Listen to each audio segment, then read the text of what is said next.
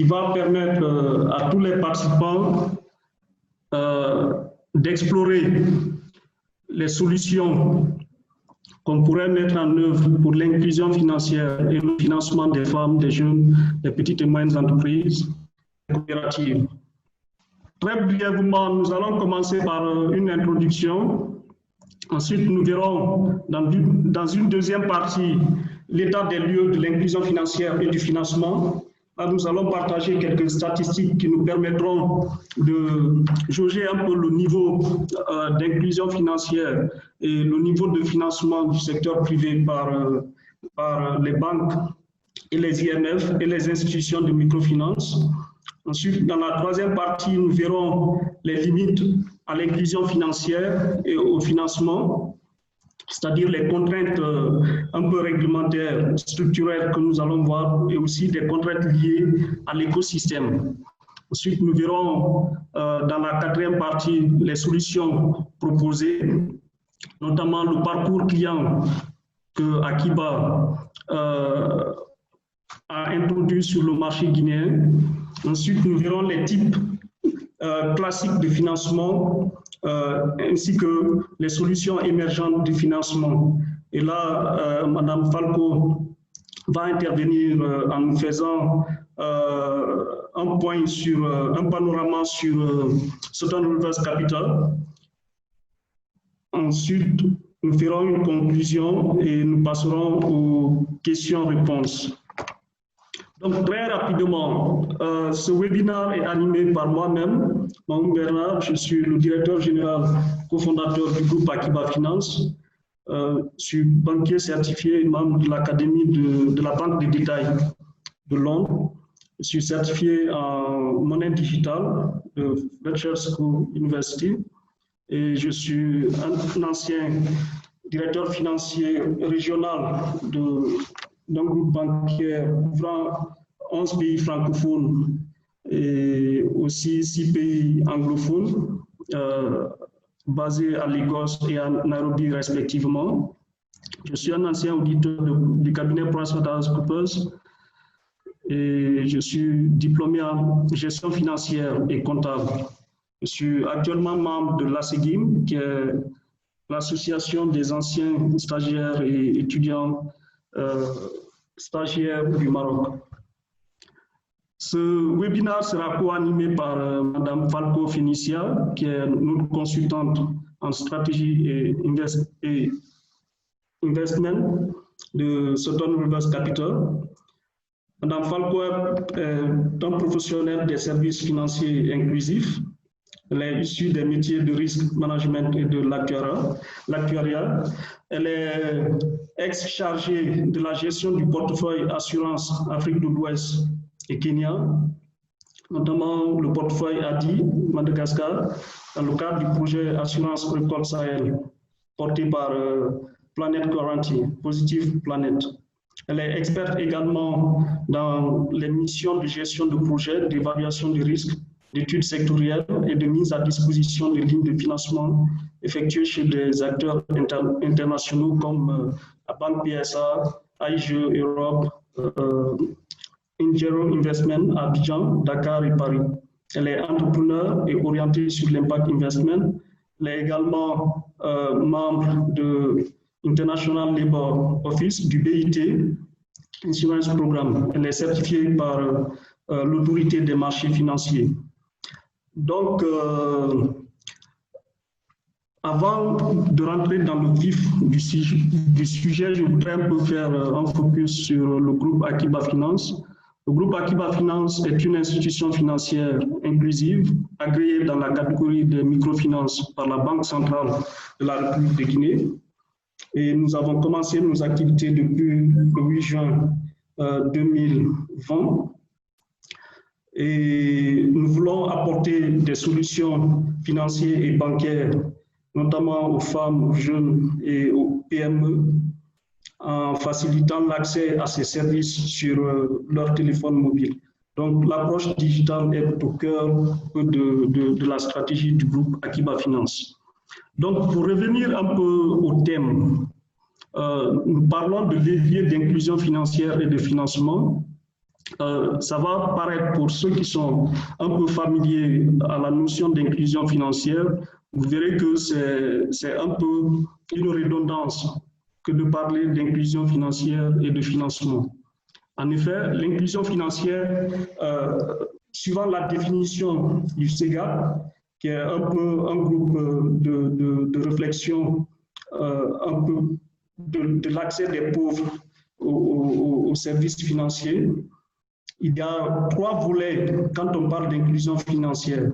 Il s'agit déjà, dans un premier volet, de l'accès même à ces services, le e-money, le fait de posséder un compte bancaire formel, le fait d'accéder à des moyens de paiement. Il y a aussi l'assurance, il n'y a pas que les services bancaires classiques, il y a l'assurance, il y a aussi l'accès au crédit, en fait. Et le deuxième volet de l'inclusion financière, c'est l'utilisation de ces services-là. Parce que l'accès est un volet, mais il faut que les cibles soient en mesure d'utiliser ces services. Donc, il s'agit de l'utilisation effective de ces services que nous mettons à disposition de ces cibles-là, y compris surtout les plus démunis.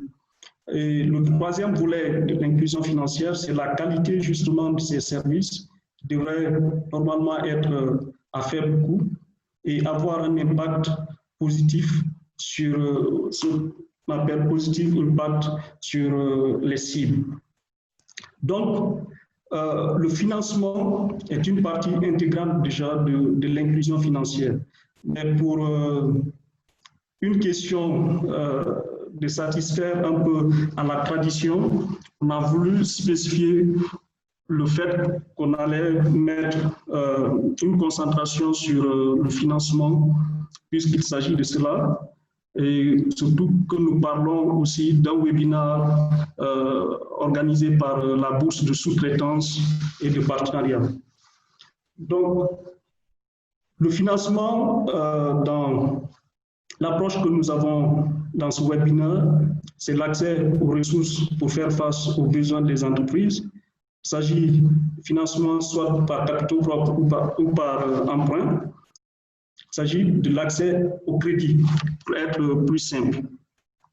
Alors, quel est l'état des lieux aujourd'hui de l'inclusion financière et du financement?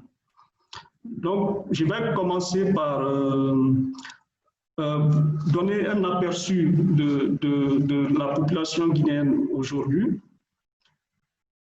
Et après, nous allons voir un comparatif un peu à droite que vous voyez du niveau d'inclusion financière en Guinée comparativement à des pays de l'Afrique de l'Ouest et certains pays de l'Afrique de l'Est, notamment le Kenya, puisque c'est aujourd'hui un modèle en termes d'inclusion financière.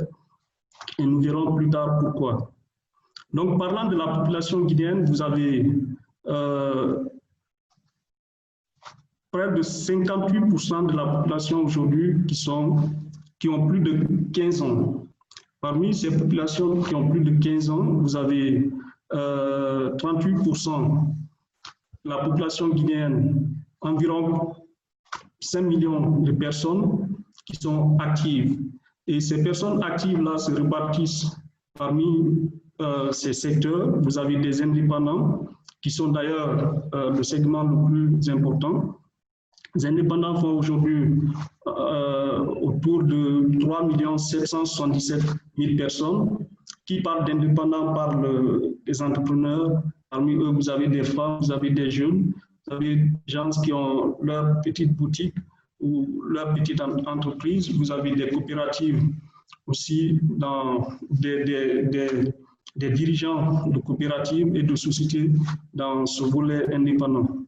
Vous avez le privé, le public qui ne sont pas significatifs et d'autres. Dans ces autres, vous avez tous ceux qui dépendent des aides familiales. Vous avez des apprentis qui sont aussi une frange importante, d'autant plus qu'ils font à peu près le nombre de personnes travaillant dans le privé. Donc, cette structure de la population montre aujourd'hui qu'en termes d'inclusion financière, puisque vous voyez sur l'autre graphe un peu à droite qu'aujourd'hui, le nombre d'adultes, c'est-à-dire le nombre de personnes ayant plus de 15 ans en Guinée qui prétendent avoir un compte bancaire est autour de 23%. Donc, comparé à 82% dans un pays comme le Kenya, et vous verrez en gris un peu le niveau d'inclusion financière par rapport à tout ce qui est mobile banking, digital money. Donc pratiquement, à part le Nigeria qui a un taux faible au niveau du digital money, vous avez une corrélation directe entre, si vous voulez, le niveau d'inclusion digitale et le niveau d'inclusion financière globale.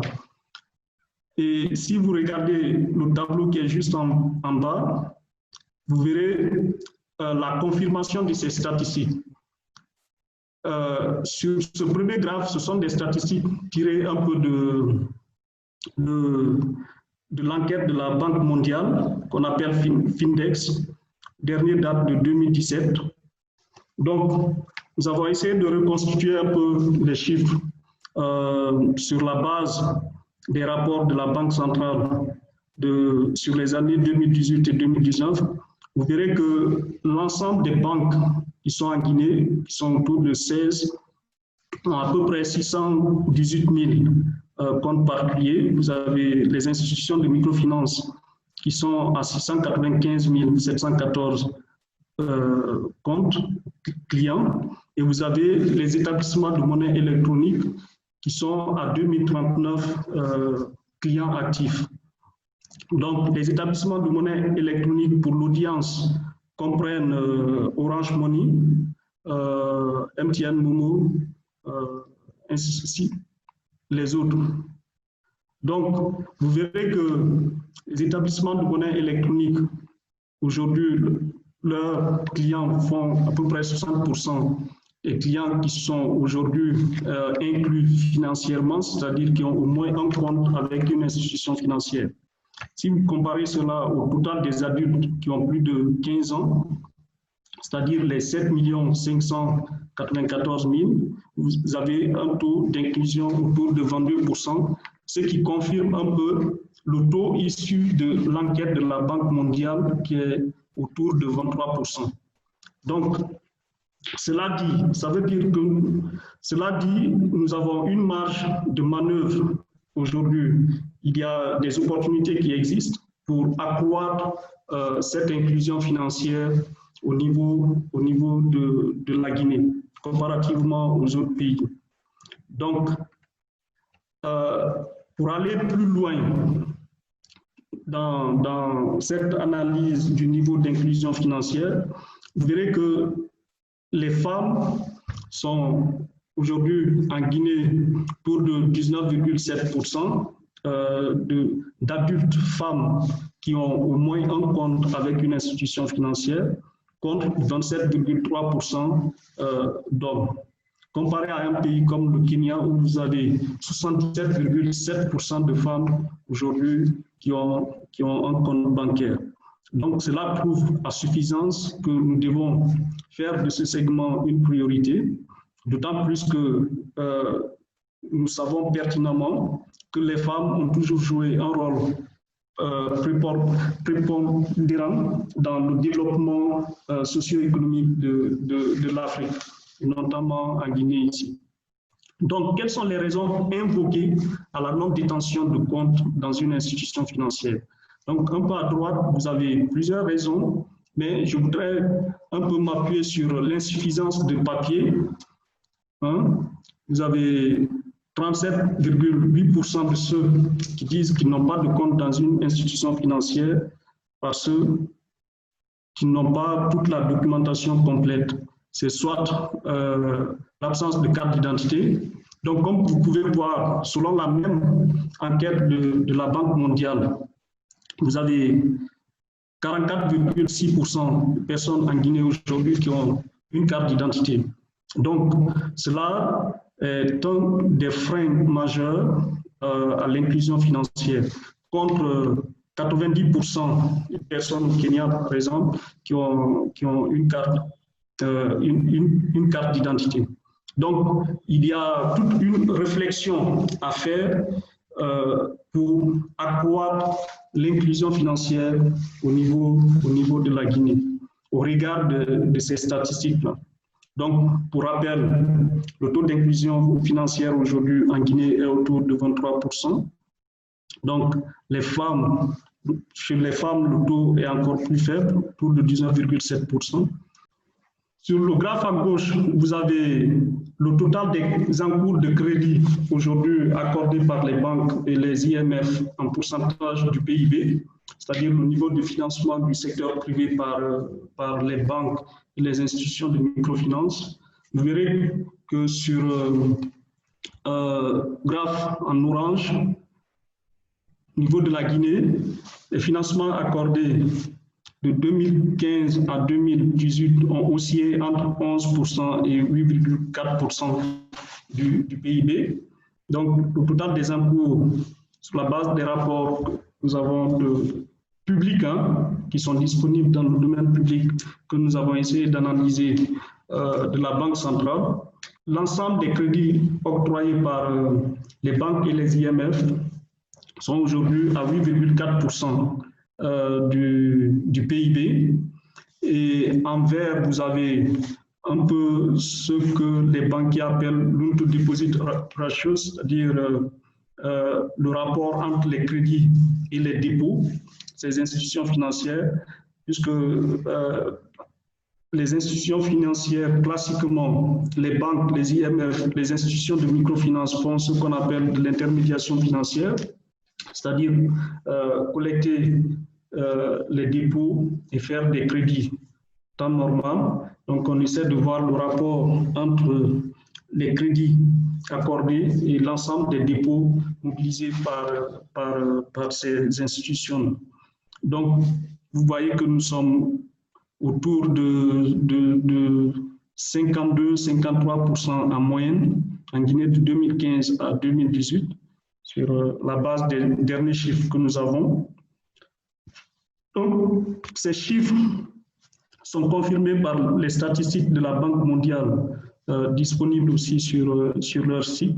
Donc, de 2014 à 2019, nous avons essayé de faire un rapprochement avec les pays voisins ainsi que d'autres pays de l'Afrique de l'Est.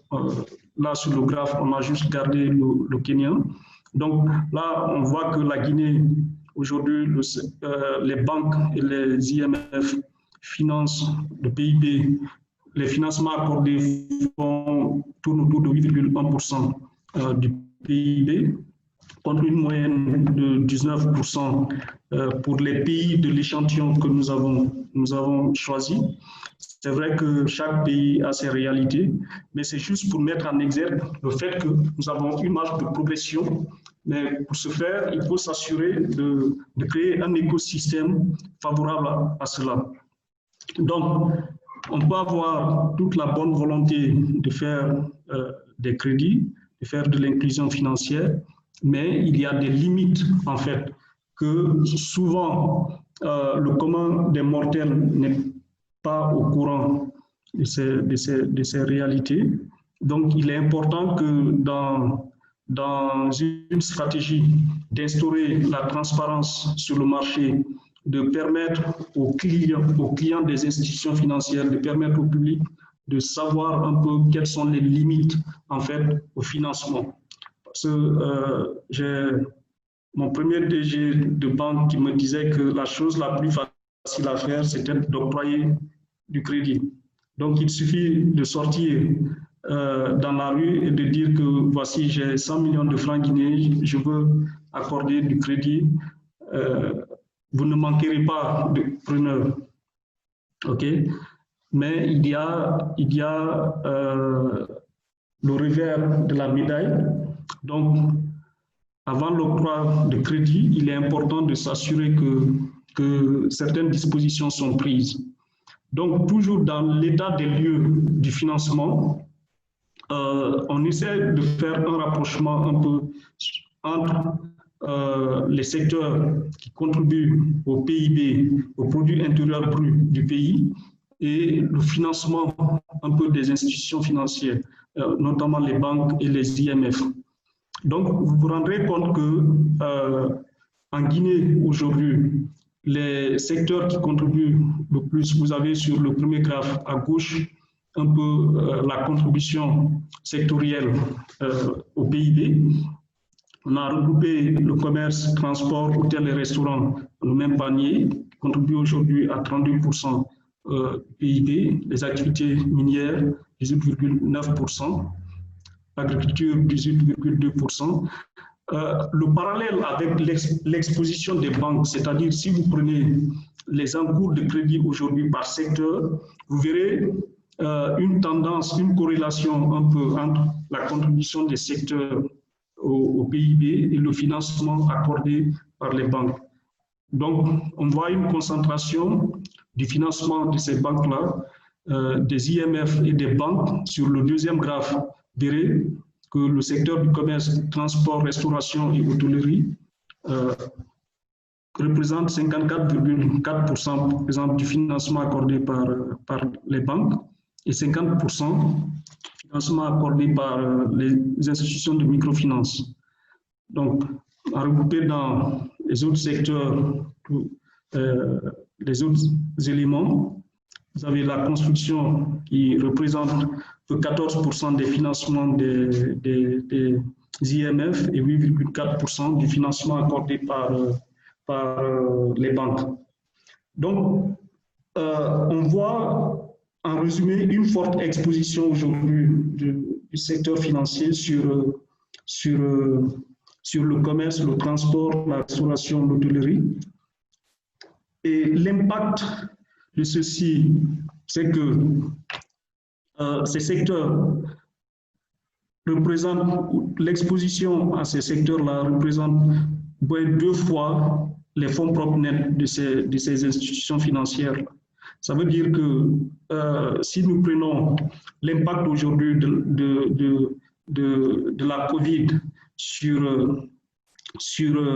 les activités des institutions financières, nous savons que ce sont des secteurs qui sont impactés aujourd'hui par l'épidémie que nous sommes en train de vivre aujourd'hui. Donc, en faisant juste une simulation sur l'impact éventuel des risques liés au non-remboursement des crédits venant de ces secteurs-là sur les fonds propres de ces institutions financières, vous verrez que c'est une exposition importante. D'où les mesures prises par le gouvernement, par la Banque centrale, justement pour atténuer le choc lié à cette pandémie. Tout ceci, pourquoi? Parce qu'il est important de savoir que quand ces institutions financières-là, que ce soit Akiba ou une autre institution, accordent des crédits, ce sont des risques que nous prenons. Donc, il est important qu'il y ait des garde-fous. On peut avoir toute la volonté aussi de faire des crédits, je disais tantôt, mais nous sommes dans une activité réglementée. Donc, il y a des garde-fous qui sont mis en place justement pour éviter des risques systémiques en cas de choc externe sur un secteur. Donc, vous avez ces limites que nous avons identifiées à l'inclusion financière et au financement. Parmi ces limites, vous avez des contraintes réglementaires qui sont liées à ce que les banquiers appellent le KYC, l'exigence de connaître son client. Donc, il y a un certain nombre de critères d'identification qu'il faut mettre en place. C'est pourquoi nous demandons la carte d'identité, c'est pourquoi nous demandons le certificat de résidence. Il y a des contraintes liées à la lutte contre le blanchiment d'argent et le financement du terrorisme. C'est pourquoi le banquier va s'assurer, par exemple, que vous puissiez spécifier vos revenus, dire quelles sont les sources de vos revenus, donner certaines informations que vous pouvez estimer privées, que vous n'avez jamais souhaité partager. Mais en tant que banquier, nous sommes soumis à la réglementation et en matière d'octroi de crédit, nous sommes limités par le respect de ces exigences-là, mais aussi de ce qu'on appelle des normes ou des ratios à respecter. Donc, pour tout octroi de crédit, il y a ratio de solvabilité qu'il faut respecter, il y a ce qu'on appelle le SOL, le Single Obligatory Limit, ou ratio de division et de concentration des risques. En Guinée, aujourd'hui, c'est autour de 25% et 15% pour les institutions de microfinance de leur fonds propres nets. Dans la zone UEMOA, vous verrez que le financement du secteur privé par les banques et les IMF est un peu plus élevé parce que leur SOL était autour de 75%. Et quand ils ont introduit BAL 2 et BAL 3, aujourd'hui, ils sont en train de diminuer progressivement le Single Obligatory Limit, la division et concentration des risques, à 60% aujourd'hui. Devrait passer normalement à 25% en 2023, mais à cause de l'impact de la COVID, la BCEAO a décidé de maintenir à 60% aujourd'hui leur Single Obligatory Limit. Nous avons des ratios, des normes à respecter liées également à la liquidité, par exemple. Il faut que le ratio dont je vous ai parlé de crédit sur les dépôts, par exemple, vous ne pouvez pas vous permettre de prêter plus que vous n'avez pu mobiliser en termes de ressources. Vous ne pouvez pas vivre de refinancement auprès des autres institutions. Donc, il y a toutes ces contraintes-là qui font que nous ne pouvons pas toujours satisfaire aux demandes de financement de certaines entreprises. Donc, nous devons s'assurer que certains principes sont respectés. Donc, on a des limites liées également, des limites structurelles, appelées endogènes aux entreprises. C'est le manque, par exemple, de documents exigés pour compléter la demande de financement auprès des banques.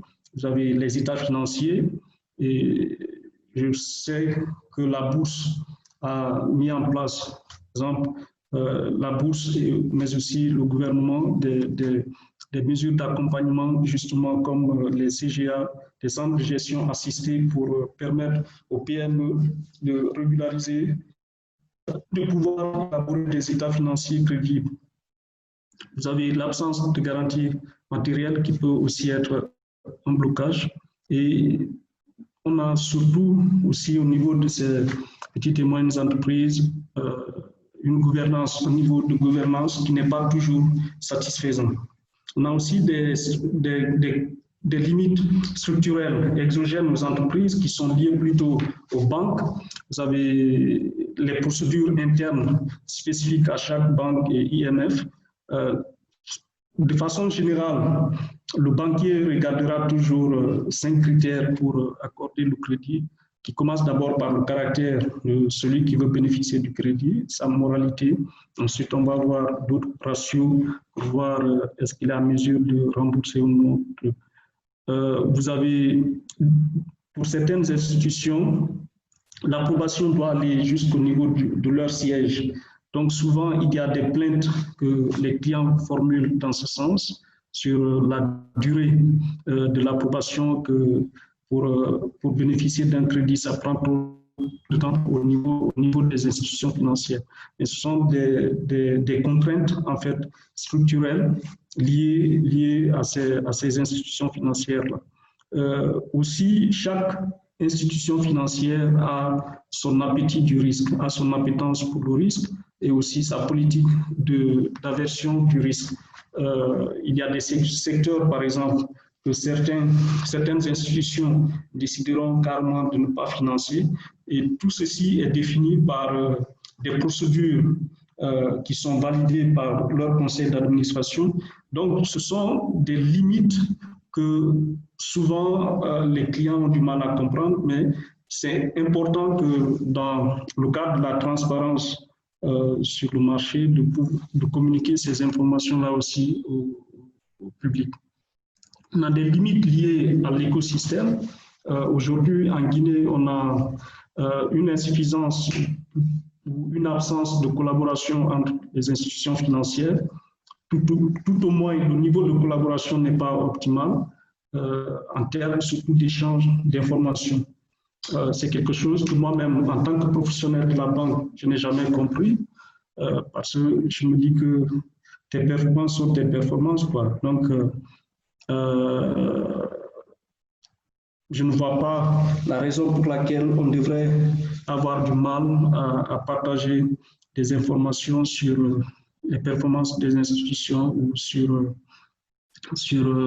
dans un cadre réglementaire sur le profil de risque de tel ou tel client. Donc, on a aussi l'absence d'une centrale des risques. Il y a un projet en cours au niveau de la Banque centrale pour la mise en place d'une centrale des risques. Donc, ce qui devrait permettre aussi de fluidifier le processus d'octroi de crédit en permettant justement d'avoir des informations sur ceux qui ont déjà des crédits dans d'autres institutions et leur niveau d'exposition, ce qui devrait permettre d'accélérer aussi les décisions au niveau des banques. On a des difficultés aussi liées au droit, notamment la réalisation des garanties. Je pense que tout ceci fait qu'avant d'octroyer un crédit, on essaie d'évaluer quelles sont les conséquences si jamais le crédit n'était pas remboursé et on essaie de voir les difficultés liées à la réalisation des garanties qui sont présentées par le client. Donc, il y a aussi des pratiques acceptables dans certaines juridictions, comme dans les pays anglophones par exemple. Ils ont ce qu'on appelle discourse policy, c'est-à-dire quand quelqu'un refuse de rembourser un crédit, ils sont en mesure de procéder à des méthodes de pression psychologique en exposant, par exemple, la personne ou bien en partageant ces informations même au niveau de la banque, en affichant carrément que ce client a des impayés dans telle ou telle institution, ce qui n'est pas pratique dans le système francophone. Alors, quelles sont les solutions d'inclusion financière et de financement qu'on peut proposer au regard des limites que nous avons déjà vues, au regard de l'état des lieux que nous avons déjà vu? On a vu qu'il y a des opportunités en termes d'inclusion financière, en termes de financement, parce que le niveau d'inclusion financière est faible, 23%. Le niveau de financement aujourd'hui du secteur privé par les institutions financières, les banques, les IMF, est autour de 8% en Guinée. Donc, c'est quelque chose que nous pouvons améliorer. Pour cela, il faut créer un écosystème favorable et c'est ce que la bourse de sous-traitance et de partenariat est en train de faire. Et c'est ce que Akiba aussi est en train de proposer sur le marché à travers les partenariats que nous envisageons, à travers notre parcours client.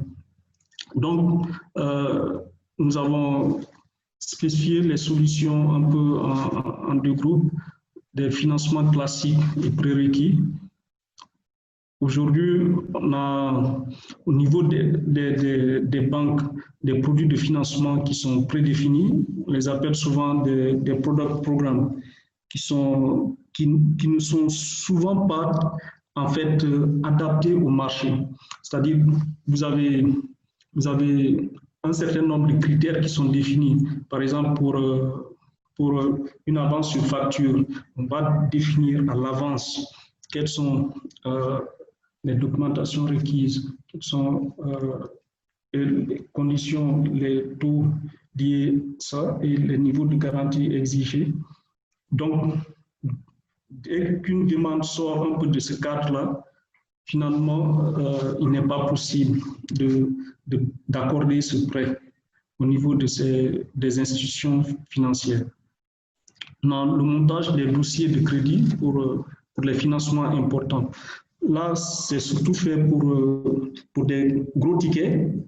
Quand le montant est important, l'institution financière procède à ce qu'on appelle un montage de dossier de crédit qui est parcouru par les gestionnaires de compte, le département de crédit, avant de venir au comité de crédit, ensuite pour certaines entreprises, ça va jusqu'au niveau de leur conseil d'administration pour validation en fonction de la politique de délégation de pouvoir de chaque institution.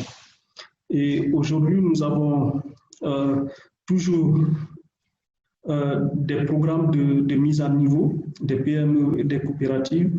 Comme nous avons vu que l'insuffisance de documents était aussi un frein, ou le manque d'état financier est un frein un peu à l'octroi de crédit, la gouvernance.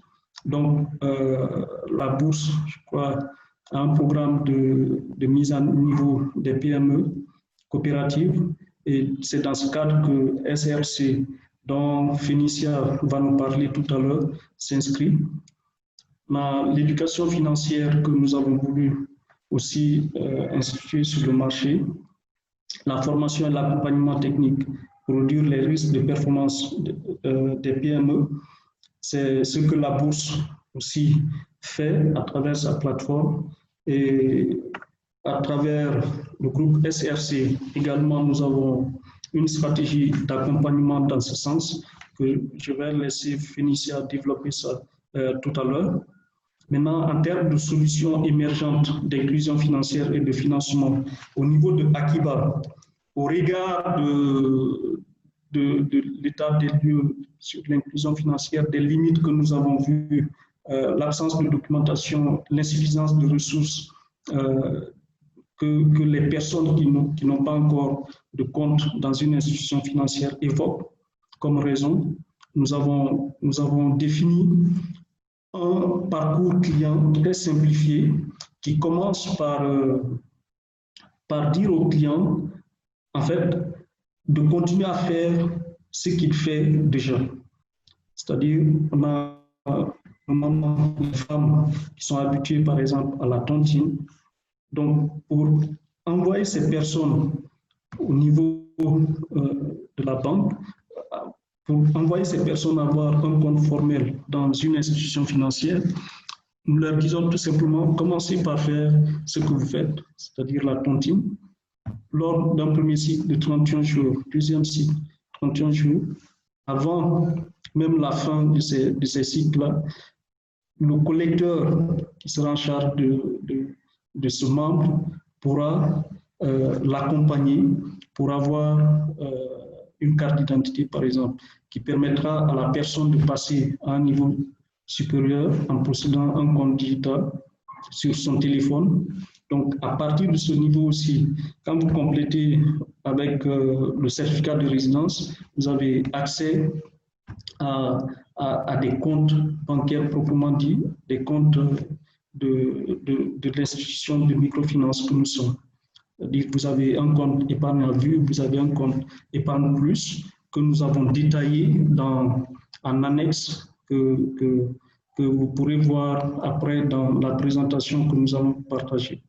Donc, dans ce parcours client, vous avez Akiba Tontine que nous proposons aux clients, OneCash, qui est un peu le compte digital. Vous avez le compte EAV. On a mis un dépôt minimum à 35 000 francs guinéens, juste pour permettre aux gens d'adhérer déjà à 15 000 institutions et avec un solde minimum de 20 000 dans le compte, ce qui est relativement conforme au niveau aujourd'hui de ressources des cibles que nous avons. Vous avez Akiba Épargne Plus que nous proposons au marché qui permet aux clients d'épargner à son rythme dans un compte qui est rémunéré. En termes de financement, vous avez le crédit Soutara Wassa Wassa que nous proposons au marché. Bon, pour l'audience, Soutara, il faut être en Guinée pour comprendre Soutara. C'est un peu soutenir en sous-sous. Donc, c'est un crédit très rapide que nous voulons faire sur le mobile, sur la base déjà de votre connaissance par Akiba. Vous pouvez bénéficier de ce crédit-là en faisant une requête directement sur votre mobile. C'est pourquoi on l'a appelé Wassa Wassa et c'est accordé. Et maintenant, il y a toute une politique derrière de recouvrement aussi que nous avons envisagé. On a un produit spécifique, Crédit Soutara Guinée, guinéen, c'est un peu la femme, qui est vraiment un produit conçu pour les mamans au marché, pour les, les mamans qui sont aussi entrepreneurs, qui ont des PME ou qui sont regroupées dans des GIE, des groupements d'intérêt économique ou des coopératives. Donc, on a des produits vraiment taillés pour, pour chaque cible. On a des crédits agricoles, des crédits d'investissement, des découvertes que nous accordons, mais vraiment au cas par cas, en tenant compte déjà de tous les préalables que j'ai évoqués plus haut. Parce que nous sommes encore une fois dans une activité réglementée, nous devons s'assurer que la réglementation est respectée. Donc, je vais introduire Madame Falco, Fénicia, pour continuer dans la présentation sur les solutions émergentes, les autres solutions émergentes que nous avons mentionnées, qui sont des leviers en fait importants d'inclusion financière et de financement. Donc, nous allons continuer en fait sur comment est-ce que SRC pourrait être un outil ou un acteur en fait pour pouvoir utiliser les leviers de financement pour l'inclusion financière. Donc, on va commencer par se présenter. SRC, Southern Rivers Capital, est un cabinet de conseil. Qu'est-ce que nous offrons? Nous avons des prestations de conseil financier et de conseil en investissement pour tous les dirigeants des secteurs publics et des secteurs privés. Nous avons des offres aussi qui sont dédiées aux PME. Par PME, nous entendons toutes les entreprises naissantes qui n'ont pas encore atteint certains seuils de capital ou de chiffre d'affaires ou de personnel. Quelle est notre vision? Nous avons une vision qui est très axée impact social, c'est-à-dire que nous voulons être un partenaire de référence pour tout ce qui est conseil ou investissement à impact social, pour permettre à nos clients, à notre cible de bénéficier en fait du meilleur de l'innovation et aussi d'avoir accès à des financements qui ne sont pas toujours classiques, mais qui permettent de résoudre le problème de pallier le manque de financement qu'on peut rencontrer lorsqu'on est porteur de projet ou lorsqu'on est dirigeant de PME. Quelle est notre approche? Notre approche, c'est d'être le point focal des investissements entre, d'une part, l'Afrique de l'Ouest et le reste de l'Afrique, et ensuite, d'être une espèce de pont, de passerelle entre des investissements qu'on pourrait trouver en Asie, en Europe, en Amérique et nos cibles, en fait, qui sont sur le continent africain. Il faut aussi dire que nous privilégions les investissements qui pourraient se faire entre pays africains et ce, dans l'optique de créer, en fait, un écosystème vraiment dynamique, endogène à l'Afrique. Voilà. Notre deuxième axe est d'investir dans des projets qui allient performance financière et sociale, impact social. On sort un tout petit peu, en fait, de l'approche classique des ONG, où on privilégie seulement l'impact social, mais nous, on veut des entreprises, on veut des projets qui soient sustainable, qui soient résilients. Et donc, nous avons aussi une vision performance financière. Qu'est-ce que nous proposons de façon précise? Quelle est notre offre de compétences? Nous agissons sur du conseil stratégique, sur les fusions-acquisitions, sur du financement et de la levée de fonds, sur du coaching, sur de la restructuration de dettes et sur de la structuration financière. Ici, dans le cadre en fait, de notre partenariat en fait, via Akiba avec la bourse, nous serions plus sur du conseil stratégique, du financement, de la levée de fonds, du coaching et de la structuration financière. Voilà. De façon pratique, quels sont les points sur lesquels SRC peut agir en fait, qui pourraient être des leviers d'inclusion financière? Prochaine slide. Donc, ces points-là sont regroupés en différents items, en différents points qui sont présentés. Nous allons commencer en fait par la réalisation d'études et la mise en place de projets. C'est-à-dire en fait, quand nous entendons réalisation d'études, on pourrait avoir beaucoup d'acteurs en fait du financement qui s'intéressent à financer des PME ou des porteurs de projets jeunes femmes en Guinée. Les objectifs de ce genre d'études vont être d'abord de cibler les bonnes personnes, c'est-à-dire les bons récipiendaires, de dire sous quelle forme l'investissement sera le plus efficient. Est-ce qu'on va faire de l'accompagnement direct? Est-ce qu'on va faire du crowdfunding? Est-ce qu'on va mettre en place en fait des crédits? Est-ce qu'on va soutenir des institutions de microfinance déjà agissant sur le territoire guinéen? Voilà, donc ces études vont nous permettre de nous positionner et ensuite de remonter en fait à ces commanditaires, à ces bailleurs, les best practices. Comment faire pour optimiser l'impact social?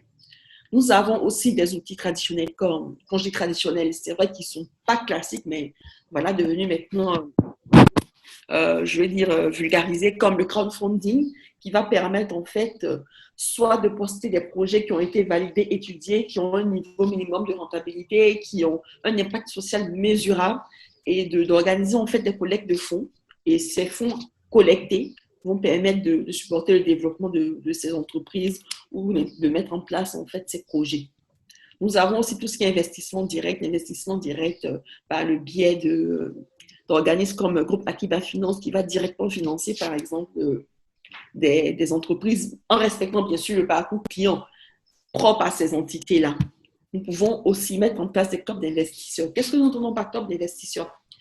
On a des particuliers qui ont des possibilités de financement, voilà, qui ne vont pas forcément s'adresser aux banques pour déposer leur argent et ensuite que les banques aient la responsabilité de les replacer, de financer l'économie réelle, mais qui vont prendre sur eux de créer des petits clubs, des regroupements de 5, 10, 15 personnes qui vont mettre en commun en fait une certaine somme et qui vont dire voilà, on aimerait que ce terrain finance tel type d'entreprise dans tel secteur et pour telle cible. On sera peut-être axé sur des femmes ou sur des jeunes. Et donc, avec ces clubs d'investissement, nous les aidons à structurer en fait leur projet, à l'organiser et ensuite à les soutenir dans tout ce qui est assistance technique, dans tout ce qui est parcours d'investissement. Comment est-ce qu'Akiba peut aussi agir sur l'inclusion financière en encourageant la bancarisation? Et ça a déjà été fait via notre véhicule d'investissement pour soutenir le lancement du groupe Akiba Finance. Il y a aussi la partie formation et renforcement de compétences et assistance technique. Nous le déclinons en fait sous deux aspects. Dans formation et renforcement de compétences, nous entendons tout ce qui est permettre aux entrepreneurs, aux porteurs de projets, aux dirigeants de PME de monter en compétences, que ce soit sur des aspects de gestion, que ce soit sur des thématiques techniques particulières, par exemple en agriculture, sur la pisciculture, sur la culture, par exemple, du fonio. Et ça, ce sera des formations. Au niveau de l'assistance technique, on va plutôt l'intégrer dans le processus d'accompagnement à la levée de fonds, d'accompagnement au financement, parfois pour structurer des entreprises, parce que malheureusement, dans notre écosystème, nous avons de belles boîtes, mais qui malheureusement ne sont pas structurées. Et donc, on va leur apporter en fait du soutien pour qu'ils créent un cadre juridique, pour qu'ils ensuite mettent en place tout ce qui est fonction support, comme l'assistance comptable, comme l'assistance commerciale, pour pouvoir mieux gérer, avoir une très bonne visibilité sur les activités. Donc aujourd'hui, comment est-ce que nous nous positionnons? Voilà, nous investissons dans des microfinances comme Akiba, groupe Akiba Finance. Nous accomplissons des études sur l'écosystème entrepreneurial pour permettre à des bailleurs de fonds, pour permettre à des ONG, pour permettre à des associations de diaspora de pouvoir en fait venir de façon efficiente, investir et avoir de l'impact social en Guinée. Et aussi, nous discutons pour le lancement d'autres véhicules d'investissement. Voici de façon très succincte résumé l'activité de SRC. Je laisse donc la parole à Bernard pour conclure. Okay. Merci beaucoup, Fénicia. Comme nous l'avons vu, à travers sa gamme de produits et de services innovants, le groupe Akiba Finance se positionne comme un partenaire avec des institutions financières qui sont déjà sur le marché pour construire un écosystème favorable à l'inclusion financière et au financement des entreprises. Il est évident que nous ne pouvons pas le faire seuls.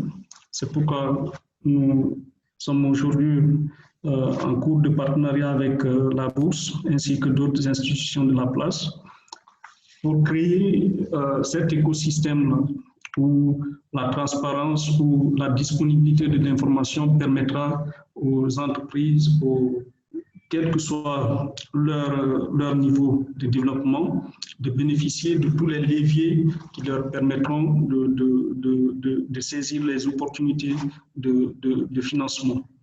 Parmi ces leviers, nous avons tout ce qui est programme de mise à niveau, d'accompagnement dont Félicia a parlé et que la bourse aussi est en train de faire aujourd'hui sur le marché. Donc, il s'agira de voir comment créer une synergie favorable à ces entreprises-là à travers notre coopération. Dans l'émergence des solutions de financement qui requiert ce qu'on a appelé une transparence tripartite, c'est-à-dire entre les institutions étatiques comme la bourse, la banque centrale, le privé et les clients. Donc, je parlais tantôt de mettre à la disposition des clients les contraintes que nous avons en termes de financement.